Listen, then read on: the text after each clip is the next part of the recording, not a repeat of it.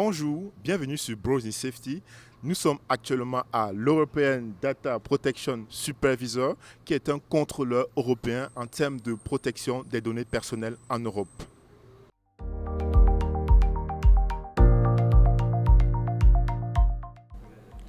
Bonjour Olivier, peux-tu te présenter?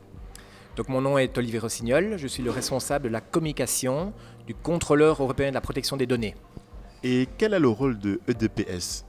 Donc EDPS, ça c'est l'acronyme anglais, non? Donc le contrôleur européen de la protection des données est une institution européenne indépendante qui est chargée de 3 rôles principaux. Le premier est de contrôler le traitement des données réalisé par les autres institutions européennes.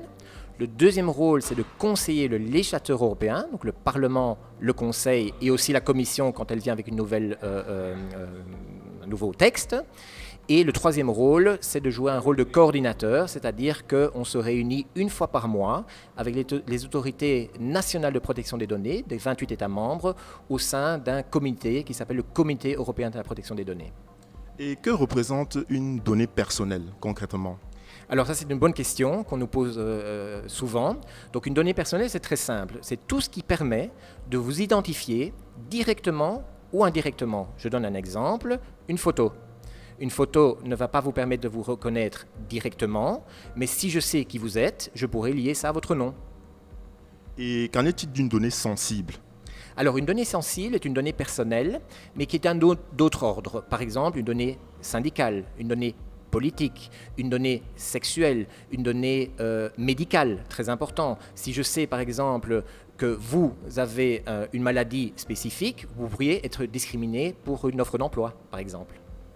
Et quelles sont les étapes de mise en conformité RGPD? On parle beaucoup de protection par défaut, protection dès la conception et d'accountability.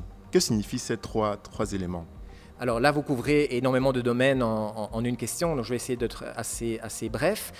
On peut dire quelque part que le règlement général sur la protection des données n'est pas une révolution. C'est plutôt une évolution de principes qui existaient depuis 1995, depuis la dernière directive. Par contre, depuis ce moment-là, il y a eu beaucoup d'évolutions technologiques. Et donc, le règlement a veillé à ce que ces développements technologiques soient pris en compte et que les principes de la directive s'appliquent également à ces nouvelles avancées technologiques. Je prends un exemple. Facebook n'existait pas à ce moment-là. C'est un réseau social qui s'est développé. Bien évidemment, le règlement général prévoit de couvrir ce genre d'entreprise-là. Et comment est-ce que le citoyen peut garantir la sécurité de ces données à travers le monde? Alors, pour revenir sur votre précédente question, vous avez parlé d'un principe qu'on appelle en anglais « accountability ». En français, je pense qu'on le traduit par « responsabilisation ». Ça, c'est une avancée majeure dans le nouvel règlement, puisqu'on considère qu'une entreprise, à partir du moment où elle traite des données personnelles, doit être accountable, doit être responsable. C'est-à-dire qu'elle doit mettre en place des procédures, des systèmes qui vont faire en sorte que dès le départ, vous avez cité le concept, dès la conception, la protection des données est intégrée dans le processus de traitement. Et qu'en est-il le consentement? Qu'est-ce que cela signifie réellement pour un citoyen européen? Je vois que vous connaissez bien le RGPD puisque c'est un des principes clés majeurs. Donc le consentement existait également dans la directive 95. Ici, il a été renforcé. Pourquoi? Parce que le législateur européen a voulu renforcer le droit des citoyens. Le consentement signifie tout simplement que si vos données personnelles sont traitées, vous devez y consentir. C'est-à-dire que vous devez être informé, vous devez savoir de quoi il en ressort, qu'est-ce qui va se passer avec vos données personnelles, et vous devez marquer votre accord. Si vous êtes en désaccord, vous avez le droit à l'oubli, à la rectification et à ce que vos données ne soient pas traitées.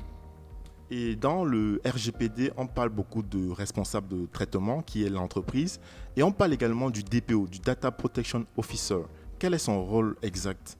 Donc le DPO, en français, délégué à la protection des données, a un rôle crucial dans l'entreprise, puisque quelque part, si on peut résumer, c'est la personne qui est en première ligne. C'est lui qui va être en charge d'informer le responsable de traitement, de le conseiller et de vérifier à ce qu'il mette en place les procédures adéquates pour le respect, la protection des données personnelles. Et qu'en est-il des sanctions dans la non mise en conformité RGPD? Alors ça, c'est aussi un des nouveaux principes, puisque quelque part, le RGPD prévoit des sanctions.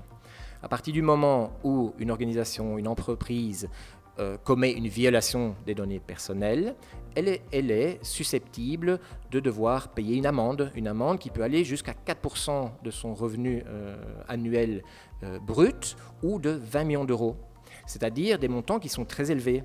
Bien évidemment, une grande entreprise qui commet une grosse violation aura vraisemblablement une sanction bien plus élevée qu'une petite entreprise qui commet une petite violation. Et donc, on est déjà à 4 jours de la mise en application du RGPD. Est-ce que si une entreprise, ces jours-ci, ne respecte pas ce règlement, elle sera sanctionnée par le règlement? Alors, vraisemblablement non. Alors, il faut dire ceci, c'est que l'entrée en vigueur du RGPD a eu lieu il y a 2 ans. C'est-à-dire que les entreprises ont eu 2 ans pour se préparer. Évidemment, les entreprises prennent un peu de temps, ce qui est normal, on comprend tout à fait, puisqu'il faut mettre en place des procédures, il faut faire en sorte que des études d'impact puissent être mises en place, donc ça prend du temps. Le 25 mai, on n'a pas eu de révolution copernicienne, dans le sens où il n'y a pas eu des sanctions qui sont tombées directement. Elles sont susceptibles d'arriver, mais le rôle principal des autorités de protection des données, c'est de guider les entreprises, de guider les citoyens, de les aider. Son rôle premier n'est pas d'infliger des sanctions. Merci beaucoup de nous avoir reçus. Avec plaisir.